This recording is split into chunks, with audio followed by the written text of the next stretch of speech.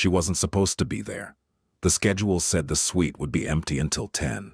She had 40 minutes, enough time to clean, restock, and disappear, the way she always did. But when the door opened behind her, every muscle in her body went still. She turned slowly. Dan Mackenzie stood in the doorway, the most dangerous man in the building, maybe in the city. He didn't move. He just watched her, with eyes that saw everything and revealed nothing. "Come here, let me show you something." She didn't know if it was an order or an invitation. She didn't know if she was safe, but something in his voice told her that whatever he was about to show her would change everything. The vacuum hummed low against the marble. Anne Howard worked in silence, the way she always did. Head down, hands steady, invisible. That was the point. In a place like the Meridian, a hotel that existed somewhere between luxury and secrecy, the staff were ghosts. You cleaned. You vanished. You never looked anyone in the eye unless they asked you a question. And even then, you kept your answer short. Anne had learned this in her first week.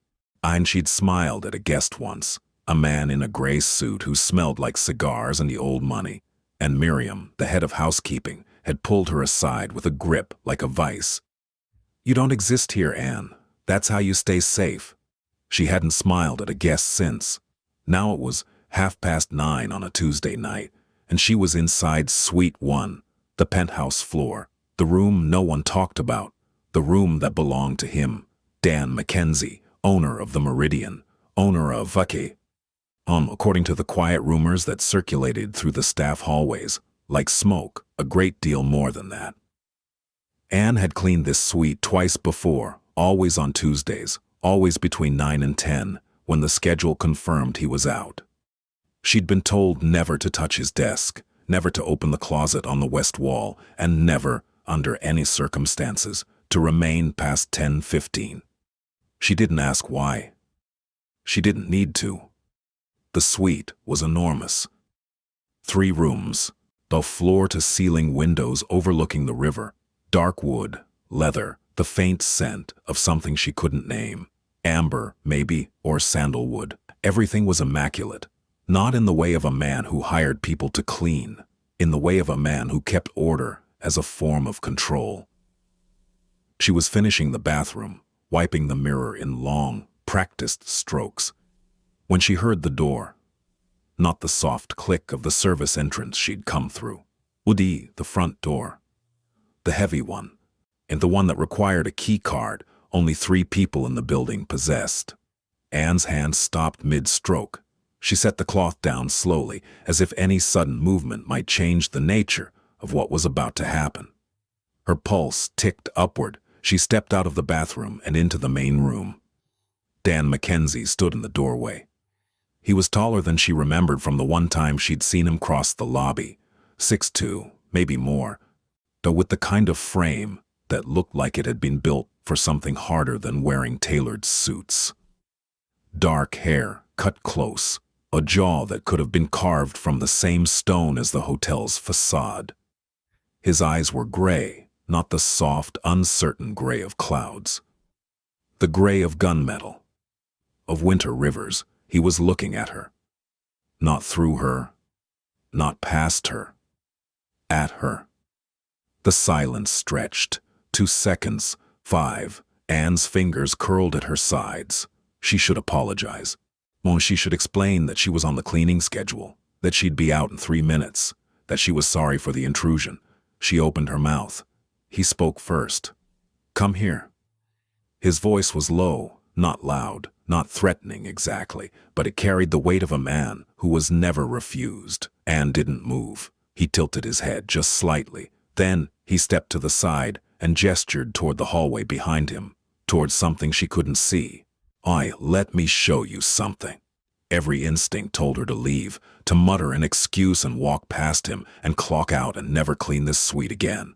But something in his expression held her, a flicker behind the gunmetal, not cruelty, not desire, something closer to urgency. She set down the cloth. She walked toward him. He led her into the hallway outside the suite, to a door she'd always assumed was a utility closet. And he pressed his thumb to a small panel on the wall, biometric, and the door clicked open. Inside was a room she had never seen on any floor plan. Small, windowless, lit by a single desk lamp. A wall of monitors displayed camera feeds from every floor of the hotel. On the desk sat a phone, a glass of water, and a manila folder. Dan picked up the folder. He held it out to her.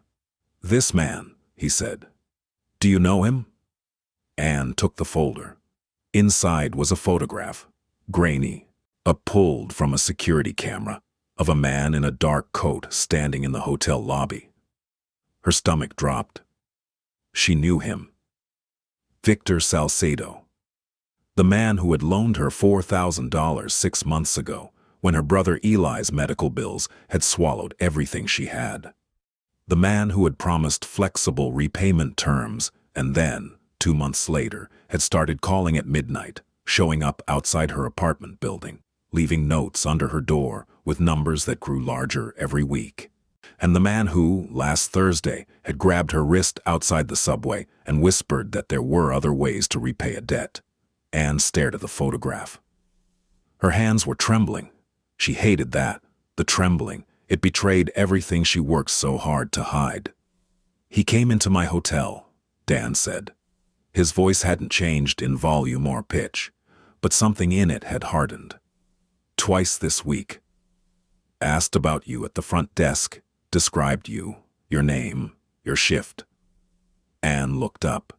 How do you—" "I know everything that happens in this building." He paused. "And I know when someone is hunting." The word landed between them like a stone in still water. "Sit down," Dan said. It wasn't a command exactly, more like a man who could see that her legs were about to give out. He pulled a chair from behind the desk. Anne sat. She pressed her palms flat against her thighs to stop the shaking. She would not cry. Not here. Not in front of this man she did not know and did not trust and had no reason to believe would help her. "Tell me everything," Dan said. "Start from the beginning," she told him, not because she wanted to, not because she trusted him, but because she was so tired of carrying it alone that when someone finally asked, really asked, with eyes that didn't flinch, the words came out like water through a crack in a dam. She told him about Eli, 8 years old. Her half-brother, technically, same mother, different father, both long gone. He'd been diagnosed with a congenital heart condition at age 5. The first surgery had been covered barely by a patchwork of charity care and a fundraiser organized by their neighbor, Mrs. Okafor. But the second surgery, the one the doctors said he needed before he turned 9, cost more than Anne would make in 3 years. She told him about the loan, how she'd found Salcedo through a friend of a friend, how the terms had seemed almost reasonable at first, how the interest had ballooned, how the calls had started. She told him about the apartment on Delancey Street, the one with the radiator that only worked half the time and the window that didn't lock, about the after-school program that watched Eli while she worked her double shifts, about Mrs. Okafor, who checked on him in the evenings, about the way Eli asked every single night when Anne would be home, and how most nights the answer was late. "Buddy, but I'll be there when you wake up." She told him about the bruise on her wrist, the one she'd covered with a long-sleeved shirt even though it was June. Through all of it, Dan Mackenzie sat motionless. He didn't interrupt. He didn't offer comfort or reassurance or any of the things people said when they wanted you to stop talking about your problems. He just listened, with those gray eyes fixed on her, absorbing every word like a man cataloging facts. When she finished, the room was very quiet. "How much do you owe him?" Dan asked. $7,000. He says 12 now, with interest." "He's lying. The interest is fabricated. His entire operation is unlicensed." Dan's jaw tightened. "He preys on people who can't afford lawyers." Anne looked at him. "And what do you do?" It was a reckless question. She knew what the rumors said. She knew the kind of men who owned hotels like this, who had biometric locks on hidden rooms and walls of surveillance monitors. She asked anyway. Dan held her gaze. "I do a great many things that most people would rather not know about." a beat. But I don't hurt people who don't deserve it. That's what they all say. Something shifted in his expression, not anger, almost respect, like he was recalibrating something in his assessment of her. He'd expected her to be afraid. She was. But she was also the kind of afraid that turned sharp instead of soft. You're right to be skeptical, he said. But here's what I can tell you. Victor Salcedo operates out of a storefront on 138th Street. He has 11 active loans right now, all to people in situations like yours. He's connected to a man named Jorge Pena, who runs the collections side, and Pena is not the kind of man who sends letters. Anne's blood went cold.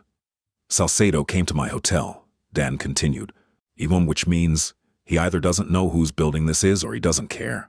Either way, he's made a mistake. Why do you care? The question hung in the air.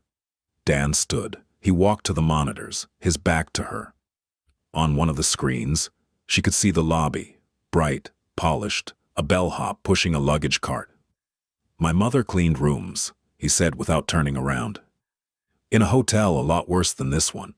She worked 16-hour days. She never complained. When I was 10. And the manager decided she owed him a different kind of labor. His voice was perfectly even, as if he were reading from a transcript. She couldn't fight back because she needed the job. She needed the job because of me. He turned. No one helped her. I was a child. I couldn't do anything. His eyes found Anne's. I'm not a child anymore. Anne understood then, not fully. There were layers to this man. She would need months, maybe years to understand. But she understood the engine that drove him. It wasn't kindness. It wasn't charity. It was something older and more dangerous. It was a debt that could never be repaid, owed to a woman who could no longer collect. What are you going to do? She asked. I'm going to make Victor Salcedo forget your name, Dan said. And I'm going to make sure he never remembers it again. Over the following week, something changed in the architecture of Anne's days. She still arrived at 6 a.m., and she still cleaned rooms. She still changed linens and scrubbed bathroom tiles and emptied waste baskets while her knees ached and her back screamed. But now she was aware, in a way she hadn't been before, of being seen.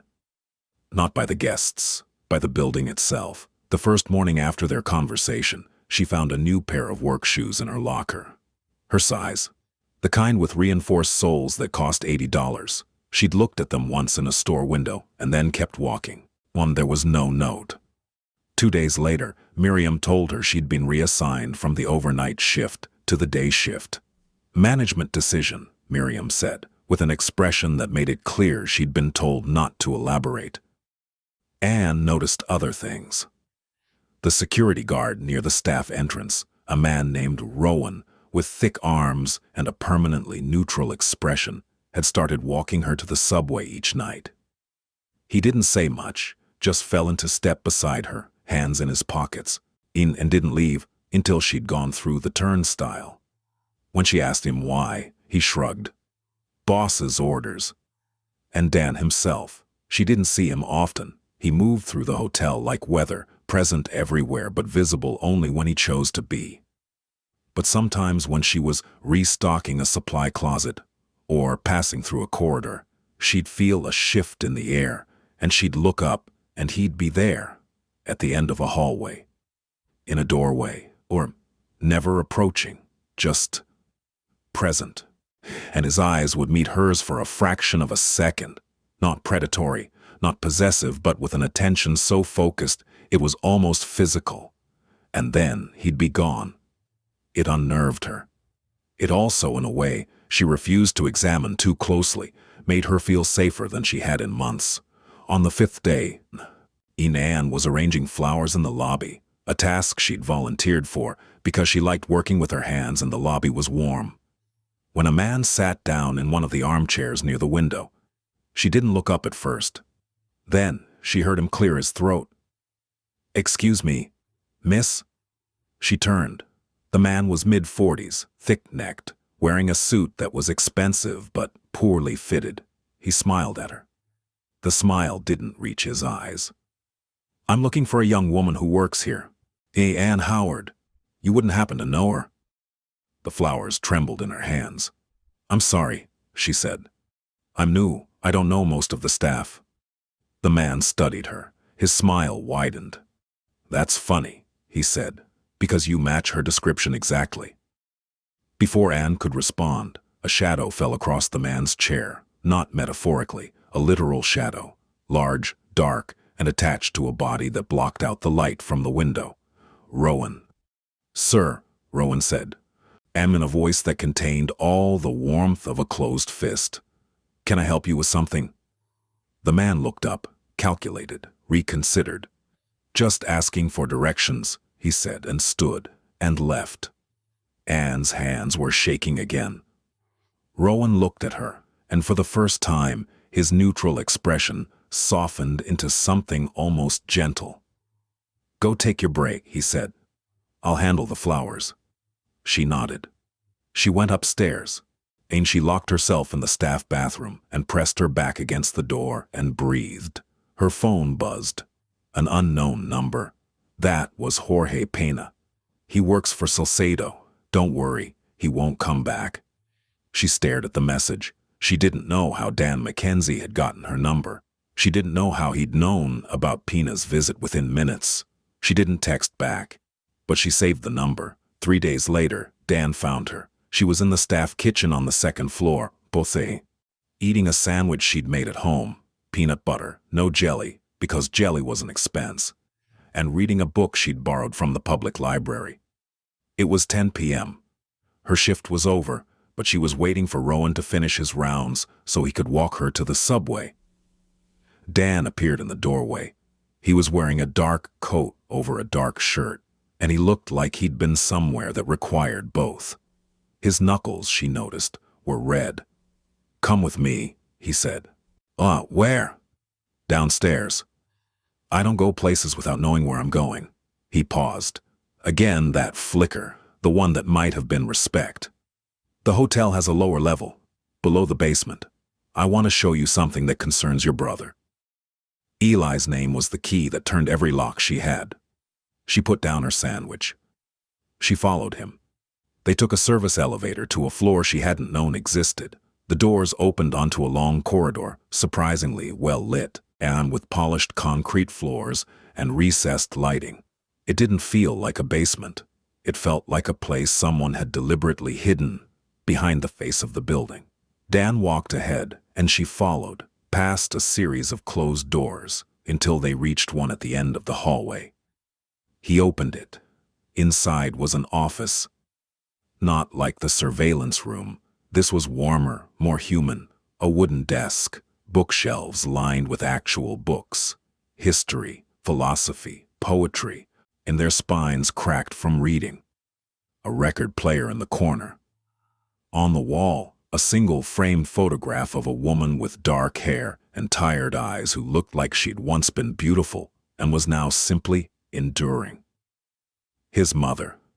Anne knew it without asking. "Sit," Dan said, and this time the word was softer. He sat behind the desk and placed a folder in front of her. She opened it. Inside were medical documents, her brother's medical documents, his diagnosis, his treatment history, in his surgical projections.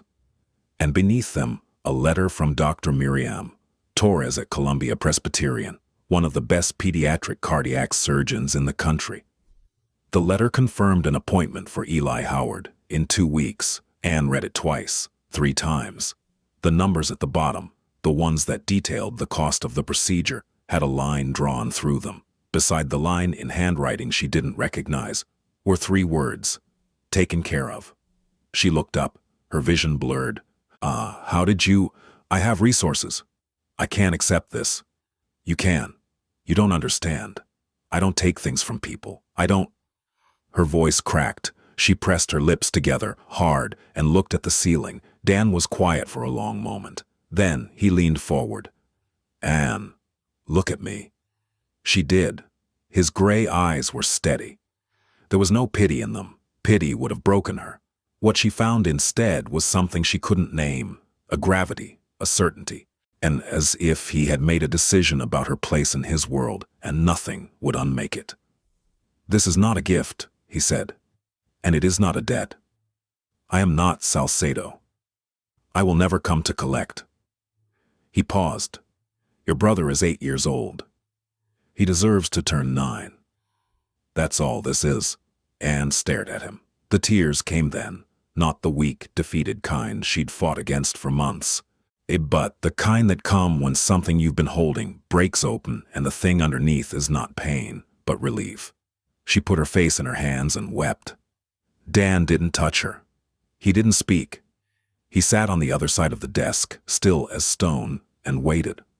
When she finally lifted her head, eyes red, breath ragged, he slid a glass of water across the desk. "Drink." She drank. "Now," he said, "Dana, we need to discuss Salcedo."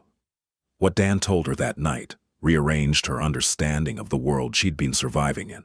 Victor Salcedo was not merely a loan shark. He was a node in a network, a sprawling, rotting system of exploitation that stretched across 3 boroughs.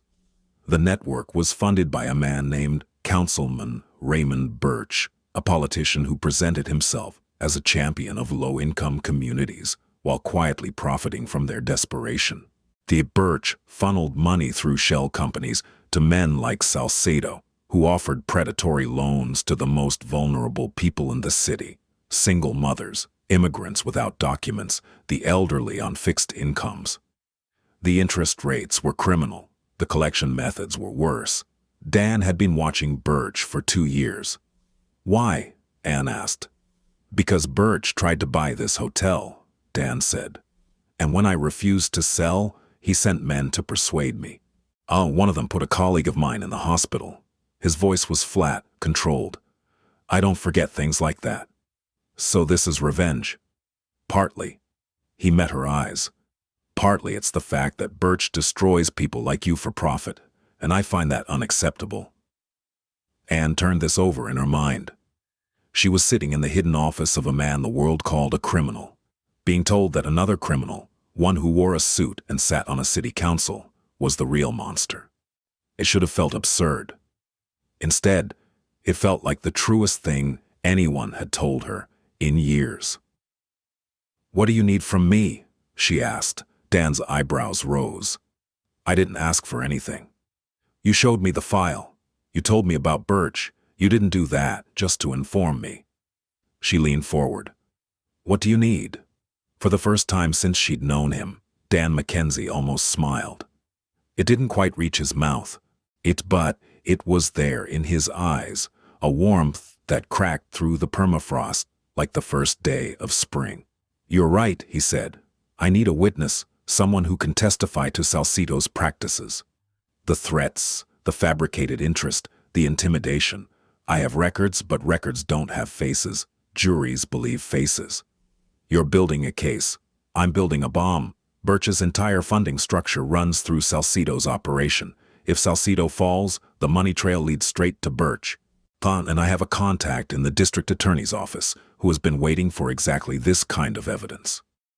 Anne sat with this. The room was very quiet. She could hear the faint hum of the building above them, the hotel going about its business, guests sleeping in expensive beds, none of them knowing what was happening beneath their feet. "If I testify," she said, "Salcedo will come after me.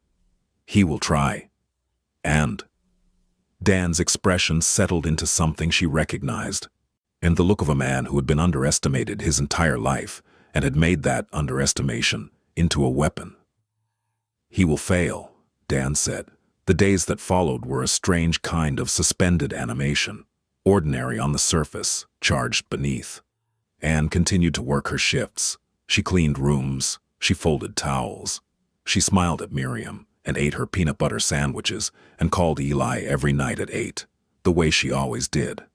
On the phone, Eli told her about a book he was reading about dinosaurs, and she listened and laughed and didn't tell him that in 2 weeks, a surgeon was going to repair his heart. She didn't tell him about Dan either. But Dan was there, always there, in the periphery. She'd catch glimpses, his reflection in a polished surface, his voice low in a hallway, the scent of amber in a room he'd recently left. And twice more, he came to find her. The first time, He brought her to the hidden office, and they went over her statement together. He was meticulous, patient, asking her to describe each interaction with Salcedo in precise detail. He never rushed her. When she stumbled, when the memory of Salcedo's hand on her wrist made her voice go thin and breakable, Dan would stop. "Take your time," he'd say, nothing more. The second time, he didn't bring her to the office. He brought her to the roof. It was midnight. The city stretched below them like a circuit board, all light and movement, indifferent and beautiful. The wind was warm. Anne stood at the railing and felt, for a moment, like she was above everything that had ever weighed her down. Dan stood beside her, a careful distance away, close enough to speak quietly, far enough to let her breathe. "Do you come up here often?" she asked. "When I need to remember that the world is larger than the things I'm involved in." She glanced at him. His profile was sharp against the skyline, all angles and control, but his hands resting on the railing were loose, unguarded. "Can I ask you something personal?" she said. "You can ask. The photograph in your office, your mother, is she?" "She died when I was 17. He said it the way he said most things, like a fact, stripped of ornamentation. "Stroke. She was 41. "I'm sorry. She worked herself to death." He paused. I've spent every year since trying to build a world where that doesn't have to happen to anyone else. I've done it badly, most of the time, with methods that she wouldn't have approved of. But the intention is hers." Anne studied him in the amber glow of the city lights. He was not, she realized, what she had expected when she had first heard his name whispered in the staff hallways. He was not simple. He was not safe, but he was not what they said he was either. And he was something more complicated. A man who had turned his grief into a structure and lived inside it, protecting the people he could reach, punishing the people who took advantage of the powerless. "She would be proud of the intention," Anne said. "I think she'd understand the methods." He looked at her, really looked at her, the way he had that first night in the suite. Not through her, not past her, but into her, as if she were a language he was still learning to read. "18, you're the first person who's ever said that to me," he said. "Then you've been talking to the wrong people." The silence that followed was not empty. It was full of everything they hadn't said, and might not say for a long time. The wind moved between them. The city hummed. Anne felt something shift inside her chest, like a door opening onto a room she hadn't known was there. She didn't name it, not yet, but she knew it was there. Eli's surgery was scheduled for a Thursday. Anne took the day off, the first day she'd taken off in over a year. She sat in the waiting room at Columbia Presbyterian in a plastic chair, with her hands clasped between her knees, and she waited. Mrs. Okafor sat beside her, knitting something small and blue, a hat for Eli, she said, for when he came home. Mrs. Okafor was 72 years old, and she had been more of a mother to Anne than any woman connected to her by blood. She didn't ask where the money for the surgery had come from. She simply said, "God provides," and went on knitting. The surgery took 4 hours. When Dr. Torres came out, she was smiling. Anne's vision went white at the edges. She heard the words, successful, strong, recovery, but they reached her as if from a great distance, through water, through years of fear. Eli was going to be all right. Anne excused herself. She walked down the corridor to a stairwell, sat on the steps, and called the number she'd saved. Dan answered on the first ring. He's okay," she said. Her voice broke on the second word. There was a pause, then, "Oh, good." That was all he said. One word, but she could hear something in it. A thread of relief, so thin it was almost invisible, stretched across the silence like a wire. "Thank you," she said. "I know you said it's not a debt, but I need you to hear it anyway." "I hear you." She wanted to say more. She wanted to say that he had changed the shape of her world, that he had taken a situation she'd been drowning in and pulled her to the surface with hands that were strong enough to crush, but had chosen instead to lift.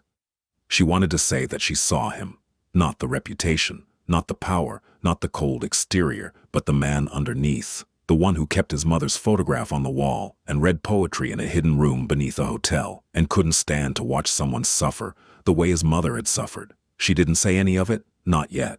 I'll be back at work Monday, she said instead. Take the week. I don't need Anne. His voice was gentle. It was the first time she'd heard that particular quality in it, and it stopped her mid-sentence. Take the week. Be with your brother. The hotel will survive without you. She closed her eyes. Okay. She didn't get the week. On Saturday night, 2 days after Eli's surgery, Anne was in her apartment on Delancey Street, sitting on the edge of Eli's bed, reading to him from the dinosaur book. He was propped up on pillows, his small chest wrapped in bandages, his eyes bright and alert despite everything. Read the part about the T-Rex again, he said.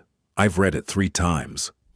4 is better. She was halfway through the 4th reading when she heard the knock. Not at the apartment door, at the building's front entrance, 3 floors down. A heavy knock, the kind that didn't ask for permission. Then her phone rang. Unknown number. Not Dan's, she answered. Miss Howard. The voice was smooth, unhurried, amused. My name is Jorge Pena. I believe you've been talking to people you shouldn't be talking to. Anne's blood turned to ice. I'm going to give you a choice, Pena continued. You can come downstairs and have a conversation with me, or I can come upstairs and have a conversation with your brother. She looked at Eli. He was watching her, the dinosaur book open on his lap, his eyes wide and trusting. I'll stay here, she told him. Don't move. I'll be right back. She went to the hallway. She called Dan. He answered before the first ring finished. Pena is outside my building, she said. Her voice was controlled now. The trembling had been replaced by something harder, colder, born of a simple truth. No one was going to threaten her brother. Not tonight. Not ever. I know, Dan said. Rowan is 3 minutes away. Do not go downstairs. Lock your door. Don't answer it for anyone you don't recognize. Dan! 3 minutes, Anne. I promise. She locked the door. She pulled Eli's dresser in front of it, the heavy oak one that Mrs. Okafor had found at a yard sale. She went back to Eli's room and sat beside him and picked up the dinosaur book. Where were we? She asked. Her hands were steady. The T-Rex, Eli said. Page 42. She read. When she read about the Cretaceous period and extinction events and fossilized bones while her heart hammered against her ribs and the clock on the wall counted the longest 3 minutes of her life. Then she heard it. Not a knock, but voices downstairs. Loud, then quieter, then silent. Her phone buzzed. It's handled. Open the door. She moved the dresser. She opened the door. Rowan stood in the hallway, his expression its usual unreadable mask. But his breathing was slightly elevated, and there was a split across one of his knuckles. He's gone, Rowan said. He won't come back. How can you be sure? Rowan looked at her with something that might have been pity, or might have been the certainty of a man who had seen how this particular story ended many times before. Because the boss doesn't make promises he can't keep. On Monday morning, Dan called her, and not to ask how she was, though she could hear the question lurking beneath his words. He called to tell her it was time. Salcido is meeting with Birch tonight, he said, at a restaurant on the Upper East Side. My contact in the DA's office has a surveillance team in place. When the meeting ends, they'll move. And my testimony? The DA will call you tomorrow. You'll give a recorded statement. There will be protection detail assigned to you and your brother. Separate from my own. Separate from yours? This has to be clean, Anne. If my name is anywhere near this, Birch's lawyers will use it to poison the case. The evidence has to come through official channels. My involvement ends here. Something in his voice made her chest tighten. She gripped the phone harder. What do you mean, ends here? I mean, I've given the DA everything I have. The financial records, the communication transcripts, the connection between Salcido and Birch. Once it's in their hands, it's no longer mine. But what about... She stopped. She wasn't sure what she was asking. What about the roof? What about the hidden office? What about the man who kept his mother's photograph on the wall? You'll be safe, Dan said. That's what matters. That's not all that matters, Anne said. Silence. She could hear him breathing, slow, controlled, the breath of a man who regulated every aspect of himself, because letting go, even for a moment, it felt like falling. We can talk about that later, he said finally, after this is over. The arrest made the 11 o'clock news. Anne watched it on the small television in her apartment. Eli asleep in the next room, Mrs. Okafor dozing in the armchair. She watched as Victor Salcedo was led out of a restaurant in handcuffs, his face contorted with fury. She watched as Councilman Raymond Birch was escorted from his brownstone by federal agents, his expression carefully blank. Edie, his lawyer, already at his side. She watched and felt something she hadn't felt in so long she'd almost forgotten the shape of it. Safe. The next morning she gave her statement. A woman from the DA's office, calm, professional, with kind eyes, recorded everything. The midnight calls, the fabricated interest, the bruise on her wrist. Jorge Pena outside her building, all of it. When it was over, the woman closed her notebook and said, "You're very brave, Ms. Howard." Anne almost laughed. Brave. She'd been terrified every single day for 6 months. She hadn't been brave. She'd simply had no other option. 2 weeks passed. Salcedo was denied bail. Birch was suspended from the city council pending investigation. Pena, it turned out, had been picked up at a bus station in New Jersey, trying to flee. The network was unraveling, strand by strand, and with every strand, Anne breathed a little easier. Eli was recovering beautifully. He was back in school, in with restrictions. No running, no climbing, checkups every 2 weeks.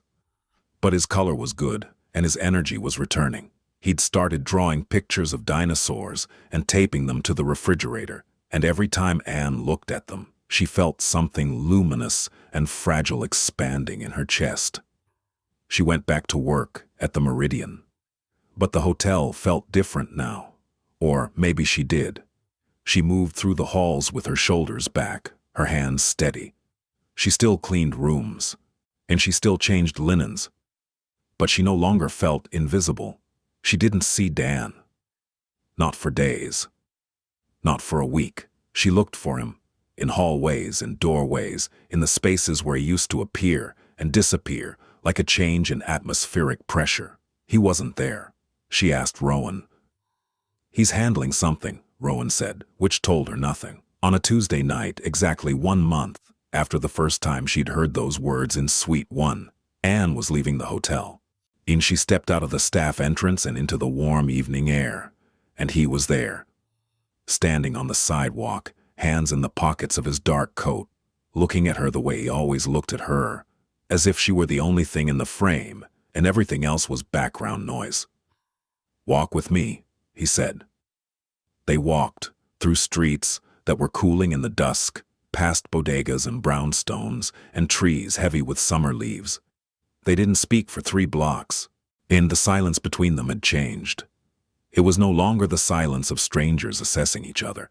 It was the silence of 2 people who had been through something together and were still learning the language of what came after. Dan stopped outside a building on a quiet side street. It was a brownstone, modest, well-maintained, with a green door and a small garden in front. "What is this?" Anne asked. "It belongs to a friend of mine. She rents apartments. 2-bedroom, 2nd floor. Oh, good light. Radiator that works. Window that locks." He paused. "The rent is reasonable. The neighborhood is safe. There's a school 3 blocks east that has a program for children with medical needs."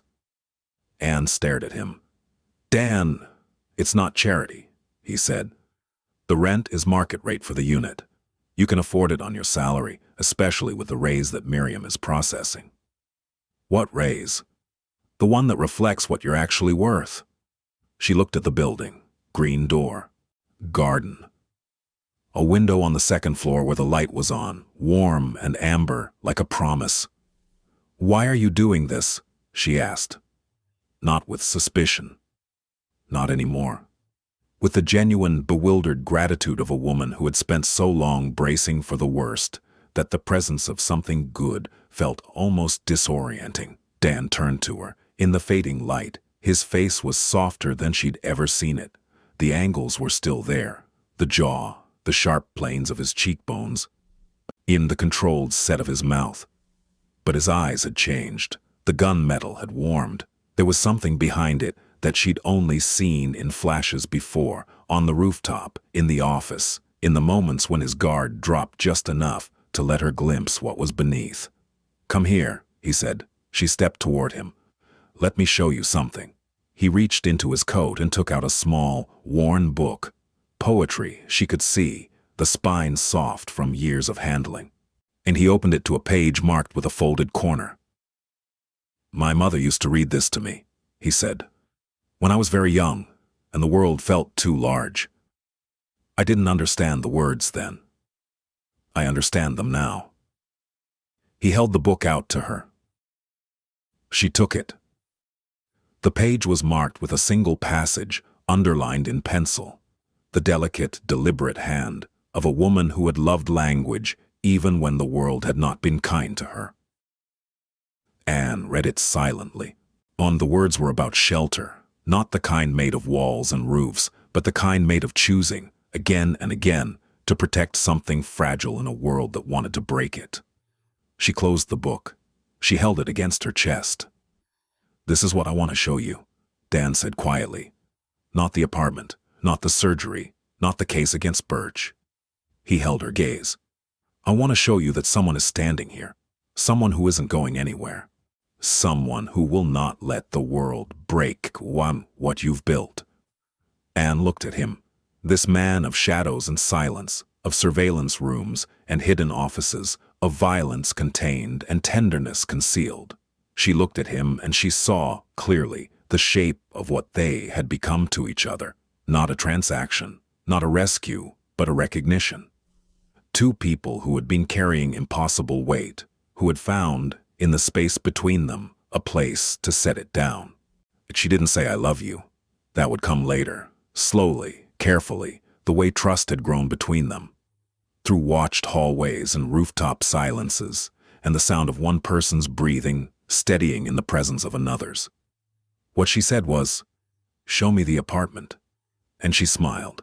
And it was the first real smile she had given anyone in a very long time. 6 months later, on a Sunday morning in December, Anne sat at the kitchen table in the apartment with the green door while Eli drew dinosaurs at her feet.